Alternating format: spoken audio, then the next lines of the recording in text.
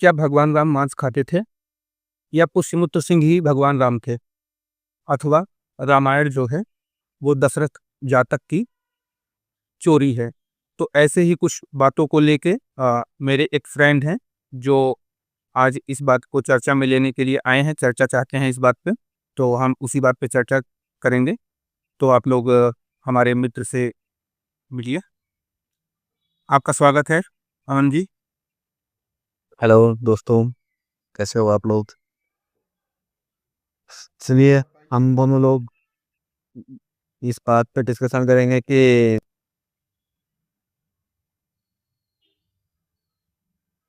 अमन आपकी वॉइस नहीं आ रही है। हेलो। हेलो। हाँ, आपकी वॉइस थोड़ा ब्रेक हो रही है, नेटवर्क में आइए। हेलो, आवाज़ जा रही है? हाँ हाँ हाँ, बोलिए। हाँ, तो आज हम लोग इस बात पर डिस्कस करेंगे कि बहुत सारे लोग एक मिथ या झूठ फैलाते हैं कि भगवान राम मांस खाते थे, ऐसा करके। इस पर आपकी क्या राय है? आप क्या कहना चाहेंगे जो लोग इसके बारे में बोलते हैं? अच्छा, तो आपने भी ये कथा सुन ली है जो अभी यूट्यूब और इंस्टाग्राम पे काफ़ी ज़्यादा फेमस है कि भगवान राम जो है वो मांस खाते थे। हाँ, ऐसा करके लोग बातें फैला रहे हैं। आप इस पे अपना पॉइंट ऑफ व्यू रख सकते हैं। नहीं, इसमें हम अपना पॉइंट ऑफ व्यू रखने की ज़रूरत नहीं है क्योंकि इसका सीधा-सीधा प्रमाण देखिए। आप भी एक वैदिक और हिंदू फैमिली से बिलॉन्ग करते हैं, तो आपको पता होगा कि हमारा सबसे प्रामाणिक ग्रंथ जो है रामायण के बारे में वो वाल्मीकि जी का है, जो कि हम्म। हमारे हिसाब से वो उनका समकालीन भी माना जाता है। और अगर इतिहासकारों के भी नज़रिए से देखें तो वो कम से कम 1000 ईसा पूर्व से लेके 500 ईसा पूर्व तक की कहानी मानी जाती है, उस समय पे लिखा गया है। तो हम उसी के ज़रिए मैं आपको प्रूव करता हूँ। आपको 1 सेकंड स्क्रीन पे बने रहें। तो मैं आपको दिखाता हूँ। ये है अपना, ये आपकी स्क्रीन पे आ रहा है पवन जी? अभी नहीं आ रहा है। ओके, वेट अ सेकंड, मैं आपको दिखाता हूँ।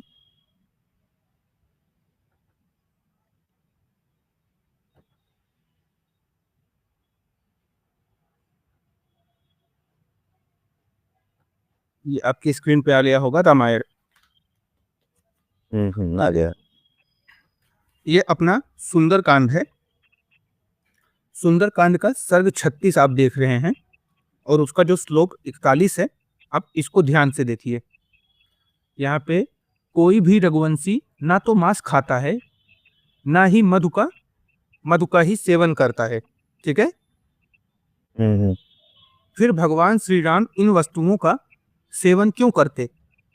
वे सदा चार समय उपवास करते करके पांचवें समय शास्त्र विहित जंगली फल फूल और निवार आदि भोजन करते हैं। ये हो गया जो आपने पूछा मांस खाते थे कि नहीं। तो इसमें सीधा-सीधा लिखा हुआ है कि अगर कोई रघुवंशी जब मांस खाता ही नहीं था, तो भगवान श्री राम इसको कैसे इसका सेवन कर सकते थे? और ये एक ही जगह पे नहीं, इसका और भी एक जगह पे मैं आपको एग्ज़ाम्पल दिखा सकता हूँ।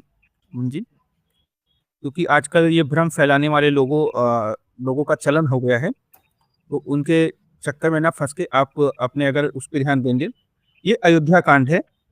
इसके हम अयोध्या कांड के सर्ग 20 में हैं। सर्ग 20 में 29 नंबर के श्लोक को देखेंगे, जिसमें देखिए लिखा हुआ है, अब तो मैं दंडकारण्य में जाऊंगा, अतः ऐसे बहुमूल्य आसन की मुझे क्या आवश्यकता है।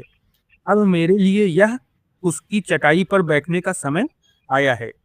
मैं राजभोग्य वस्तु का त्याग करके मुनि की भांति कंद मूल और फलों से जीवन निर्वाह करता हुआ 14 वर्षों तक निर्जन वन में निवास करूंगा। किससे वो करेंगे अमन जी? हाँ, ये फल से करेंगे। यहाँ पे साफ साफ लिखा हुआ है कि कंदमूल और फल से। यहाँ पे वो वचन दे रहे हैं अपनी माँ को। ये अयोध्या कांड है, जब इनको वनवास सुनाया जा चुका है। तो उन्होंने अपनी माँ को यही बताया है कि मैं 14 वर्षों तक कंदमूल फल के साथ ही अपने जीवन का निर्वाह करूंगा। और जो मैंने आपको दूसरा सुंदर कांड का सर्ग दिखाया था, उसमें सीता माता से बजरंग बली जब लंका में जाके मिले थे, तब की बात कर रहे हैं कि वहां पे सिर्फ और सिर्फ वो ऐसे ही जीवन बिता रहे हैं, जब कोई नहीं खाता तो वो कैसे खाएंगे। बाकी आप और भी कुछ प्रश्न लेके आए थे, आप बता सकते हैं। हाँ, ये प्रश्न मेरा नहीं है एक्चुअली, लोग जो डाल रहे हैं यूट्यूब पे। हाँ, लेफ्टिस्ट प्रोपोगंडा वाले, बताइए बताइए। अमन जी, आपकी वॉइस थोड़ा गायब हो गई है। हाँ, ये बहुत लोग मिथ फैलाते हैं कि रामायण से पहले बौद्ध थे या नहीं थे। ओके, रामायण से पहले बौद्ध थे अथवा नहीं थे। तो ये पे आप क्या कहना चाहेंगे? इस पे हमारा कहने का अर्थ एक ही है। इसके बारे में तो ये देखिए, ये आपने एक वीडियो भी शायद हमें भेजा था, जिसको मैं प्ले कर देता हूँ, आप देखिए। लेकिन रामायण में बुद्ध का जिक्र मिलता है, इस बात से आप तो क्या कोई भी नकार नहीं सकता। अब जब रामायण में बुद्ध का जिक्र मिलता है तो फिर आपको ये मानना पड़ेगा कि तथागत गौतम बुद्ध भी करोड़ों साल पहले हुए थे, लेकिन वो हुए नहीं थे। उनके हमारे पास साक्ष्य हैं। वो कब पैदा हुए थे? आज से 2600 साल पहले। अब ये हो गया इनका अपना मूल भाव कि ये क्या बताना चाहते हैं। इसके एवज में मैं आपको एक चीज बताना चाहूंगा कि जो ऐसा फालतू का प्रोपोगंडा फैलाते हैं उनके बारे में, कि आप ऐसे लोगों पर ध्यान ना दें, क्योंकि रामायण में बुद्ध का ऐसा कुछ चित्रण आया ही नहीं है। वहां पे बुद्ध से जो मतलब है वो कुछ और है। मैं उसका भी आपको एक एग्जांपल दिखा देता हूँ। उसका एग्जांपल क्या है वो मैं आपको बहुत एकदम क्लियर कट दिखा देता हूँ, क्योंकि काफी लोग इस चीज को लेके बहुत ज्यादा विवाद करते हैं कि इसका मतलब ये है कि रामायण में बुद्ध अगर हैं तो फिर बुद्ध जो हैं वो मतलब वही वाले बुद्ध हैं कि नहीं हैं। तो इसके बारे में जो लिखा गया है वो मैं आपको दिखा देता हूँ। ये है, ये स्क्रीन पे देखो, एक आपको इमेज ओपन हो रहा है, उसको आप देख सकते हैं क्या लिखा हुआ है उसमें। बौद्धों की रामायण। ये नहीं है, वो दूसरा है, ये है। ये देखिए, वाल्मीकि रामायण अयोध्या कांड सर्ग 109 श्लोक 34 में लिखा हुआ है, यथा ही चोरा स तथा ही बुद्ध स्थागतम नास्तिक मात्रम विधि तस्मरादि च शांडेक्तम प्रजाननम न नास्तिके न भिमुखो भवेद बुद्धा। इसमें जो बताया गया है वो बुद्ध शब्द का अर्थ बुद्धिमान व्यक्ति से है, ना कि गौतम बुद्ध से। यह श्लोक कहता है कि जैसे चोर को दंड मिलता है, वैसे ही बुद्धिमान व्यक्ति यदि नास्तिक हो और अधर्म करे तो उसे भी दंडित किया जाना चाहिए। उसका ज्ञान या बुद्धिमत्ता उसे अपराध करने की छूट नहीं देती। जैसे रावण अत्यंत ज्ञानी और बुद्धिमान था, पर अपराध और अधर्म के कारण उसे दंड मिला।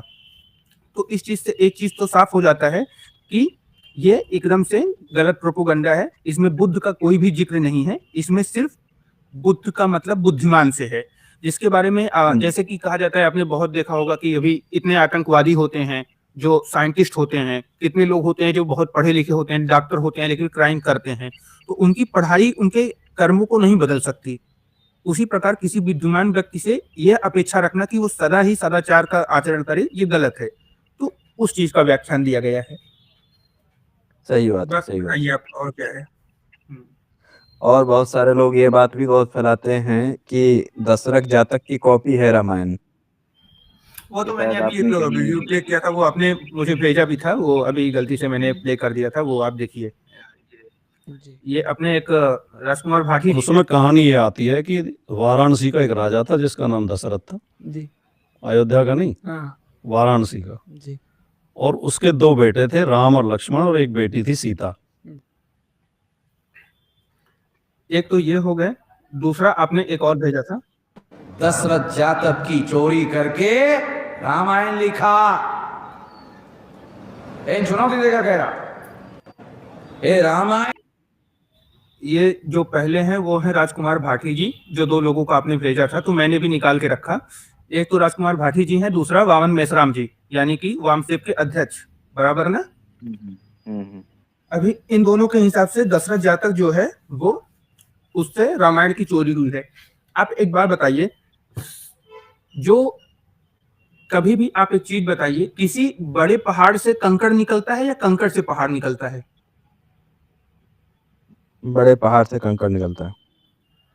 तो आप सोचिए, एक इतने बड़े ग्रंथ से, रामायण इतनी मोटी ग्रंथ है, इतने उसमें कांड हैं, उससे एक उसको एक दशरथ जातक से कंपेयर करना, जो कि एक छोटी सी कथा है, मतलब छोटी सी कथा मात्र है, बहुत कम पेजेस की है। अगर आप उसको ध्यान से देखेंगे तो उस पे बेस्ड करके इतनी बड़ी कहानी बनाई जा सकती है, या उतने बड़े कहानी को एक छोटा सा रूप देके उन्होंने बनाया है। आप पहली चीज ये कॉमन सेंस लगा सकते हैं। दूसरी चीज आप समझिए कि उसका नाम ही जातक कथा है, यानी कि वो कथा है, वो ओरिजिनल नहीं है। कोई भी कथा कब प्रचलित होती है? जब वो पहले से ही लोकमत में हो। आप इतना तो समझती हैं ना अमन जी की कोई भी सही बात, कथा सही अगर लोक में प्रचलित हो रही है, यानी तो वो पहले से घटित हो चुकी है। और जब रामायण पहले से घटित हुआ था तो उसी का एक छोटा सा अंश लेके ये एक कथा बनाया गया है। चलिए मैं इन्हीं जिनका आपने भेजा है वामसेठ के अध्यक्ष वामन मेश्राम का, इनका और एक वीडियो आपको दिखाता हूँ, उसके बाद आप बताइए। सम्राट बृहदत्त मौर्य की हत्या की। ये शुंग नाम का ब्राह्मण था, उसने हत्या की और उसके दरबार में वाल्मीकि राजकवि थे और उन्होंने पुष्यमित्र शुंग को सामने रखकर रामायण लिखा। रामायण का राम कोई और नहीं है, पुष्यमित्र शुंग ही है। अब आप बताइए, इनका कहना है कि पुष्यमित्र शुंग ही राम है, ठीक है। और जो बृहद्रथ हुए हैं और जो पुष्यमित्र शुंग हुए हैं, ये 185 ईसा पूर्व के समथिंग के हैं, 185 ईसा पूर्व के, और जातक कथा उसके पहले की है। अगर 185 ईसा पूर्व पहले अगर रामायण लिखा गया तो ये कल्पना नहीं हो सकती और ये चोरी की कथा नहीं हो सकती। आप एक चीज बताइए, या तो रामायण चोरी की कथा हो सकती है जो कि दशरथ जातक से चोरी की गई हो, या तो फिर पुष्यमित्र शुंग को सामने रख के लिखी गई कथा हो सकती है। अभी ये दोनों बातें मेश्राम ही कह रहे हैं, ये आपस में ही कॉन्ट्राडिक्ट कर रहे हैं। तो आप बताइए किसकी बात को आप सही मानेंगे? इनमें से किसी की बात सही नहीं मानना है, बस हमारा सनातन धर्म ही सबसे अच्छा है और वही रहेगा। और अमन जी, हम आपसे रिक्वेस्ट करेंगे कि आप अपने जो भी इस वीडियो को देखेंगे उनको बोल दीजिए कि किसी भी कोई कुछ भी रेफरेंस देता है तो उसको मानने से पहले उसको क्रॉस वेरीफाई किया करें अपने ग्रंथों के द्वारा। सही बात है, सही बात। नहीं तो क्या गलत मैसेज आता है। हम पढ़ते नहीं हैं अपने ग्रंथ और लोग उसको क्रॉस वेरीफाई करते नहीं हैं, कोई कुछ भी बोलता है हम मान लेते हैं।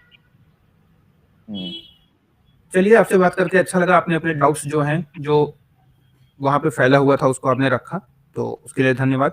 आप अपने व्यूअर्स को धन्यवाद बोल सकते हैं। फिर मिलते हैं अगले टॉपिक पे।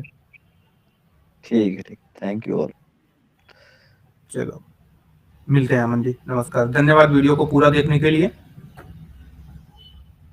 वीडियो को लाइक करें, चैनल को सब्सक्राइब करें, कमेंट करें, शेयर करें। मिलते हैं अगले वीडियो में, धन्यवाद।